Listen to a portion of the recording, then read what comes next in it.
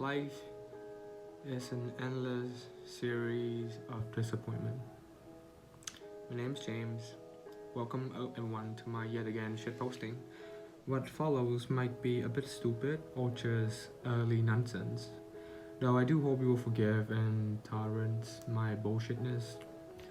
Take this as a warning, because what you're about to hear is just a lost kid rambling about how he perceived life in a small-sighted spectrum. But hopefully, I can end this video with a positive message with my hideous charm. That's why I'm wearing this suit. I noticed that my tie is pretty bad, but it's okay. It gave me a really nice reason to wear my suit, which I haven't worn for like a very long time. I think the last time when I wore this shoe was like last year, and so just seeing it collecting dust, I'm gonna make a video about me shit talking. I came up with a great idea, which is wearing this. I don't know. Alright, let's start into it. Leading to death, suffering, and life itself. This idea stuck with me when I was back in Vietnam and enjoying my time living and in this big fucking rock, along with 7 billion people and other species that exist or cease to exist.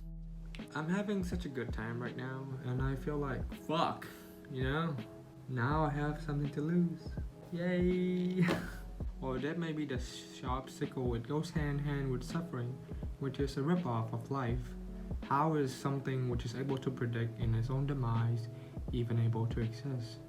How can anyone live a happy, unfettered life, knowing what's come or really knowing what's to come? Or then not knowing what's to come, or just that they already and unwilling to participate in. Really, is that we can't, and actually, most of the time, we think to ourselves to not think about the idea of suffering in a meaningful way, on purpose, because we can't actually digest this properly, or maybe that's just this guy. Sometimes I think about this stuff for too long, and it's like an unending breaks. Nothing more than just me thinking too hard, like a self-indulging trauma.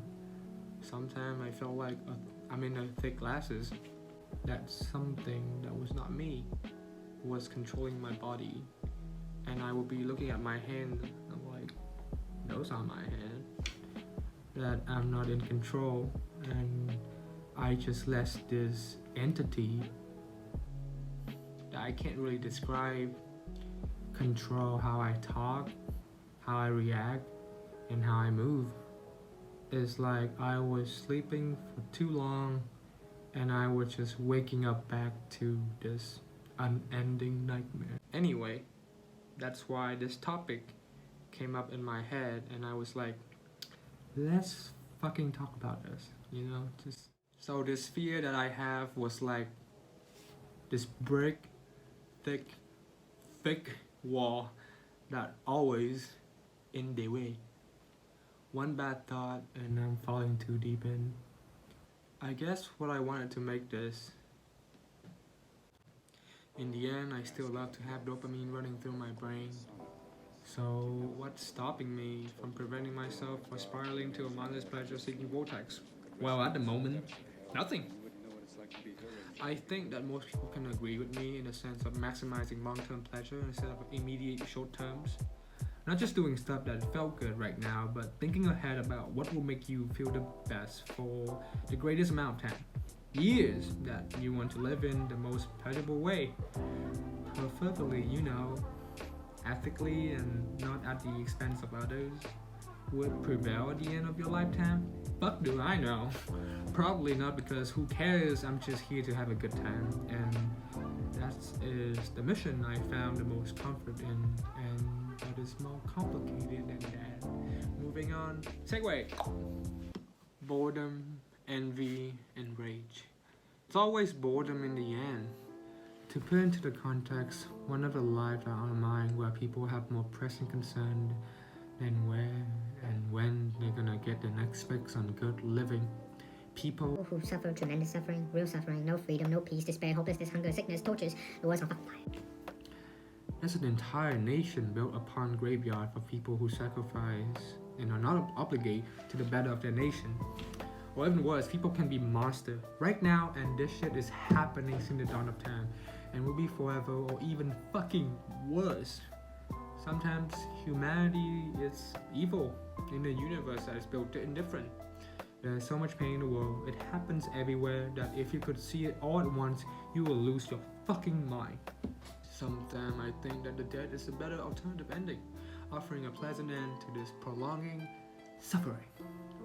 So I could leave this perpetual cycle of hellish reality, but the fact that me dying could most likely create loop feedback towards the people I love, so that stopped me from looking deep into this bizarre alternative.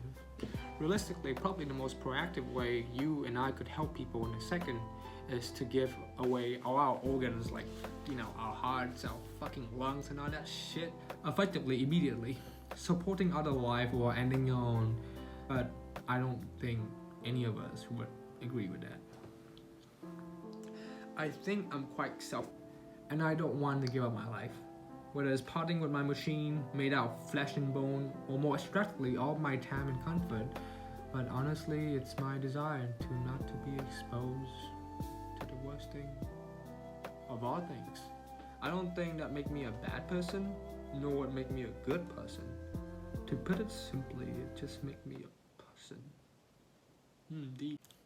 I hope that trying to contribute impact on others in the most positive way I could come up with, while keeping myself alive just enough to continue living, doing the thing that make me happy, and maybe that just might be enough. Despite all the miserable thing I spoke with, I guess, unnecessarily concept of dead ends and how reality sounds to me, I guess I just have a tendency to think that the more grim something sounds, the truer it is, which I don't think serve it right. Not all things are terrible about the world, of course, they are, but mostly because of men. The only thing that we know of that can hope and find meaning to our very much personal reality that we individually face.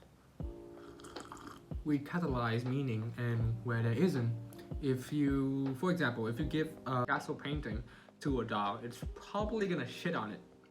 But if you give it to someone, that doesn't make any sense. Anyway, continue with my example, if you give the painting to somebody who is like really into art and that stuff, he'll perceive it as like, something like meaning of life, or like different concept, fourth dimension, all that crap. There'll be a lot of shit to discuss. If I don't fucking know. I think I might be overkill with the idea of cynical and doubt about a state of life. We make the meaning and truth is subjective, or whatever we are provide with. Personally, I find it we providing ourselves with two entirely opposite artificial options. A, the world is either beautiful because it could be, or B, the world is fucking a deep spiral of suffering and tormenting, and we out to fuck it up. I guess it makes more sense to me to hold on to the man-made truth that is the world is quiet and peaceful on occasion, unexpectedly hastily hidden with moments that are truly joyful, but really you can't have one without the other. So it's not the matter of how you decide, putting down a point on the middle of a spectrum, because it's both. It's fucking both. Both things at once have to coexist with each other. Everything is fucking beautiful, and everything is utterly terrible. Everything is chaos and order. Everything is about life and death. Who knows? Maybe the life we live right now, it's heaven. Maybe heaven is a prison, and maybe that doesn't it any less heaven or any less prison, or maybe it doesn't exist, or maybe it does, but we took it for granted because of us turning heaven into hell. Oh, interesting. Maybe we perceive life as a video to put on strangers on YouTube to judge and share how they perceive their view, as well as criticize it. We're not just wired to survive, we're obligated to live and understand what it is to suffer.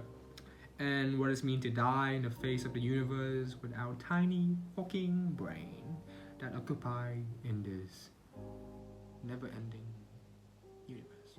Maybe the idea of being alive and able to aware how shitty it is, it's a gift. To endure all of this and against all the odds that stack against us, in order to continue to seek happiness and keep easing the burden for others while preparing for his or her own closing time to a certain degree and still be able to keep loving, I think it's a badass on its own. While preparing for my long ass monologue, I didn't know what to say, so I looked up on YouTube just like anyone to articulate and form my choice of words to fit on my personality. There's just so fucking much and so little, so I wasn't sure what to keep my head on. Even when I say one thing, the others just keep coming back to me. So it turned out to be a hit or miss kind of message. To end this monologue, I will say,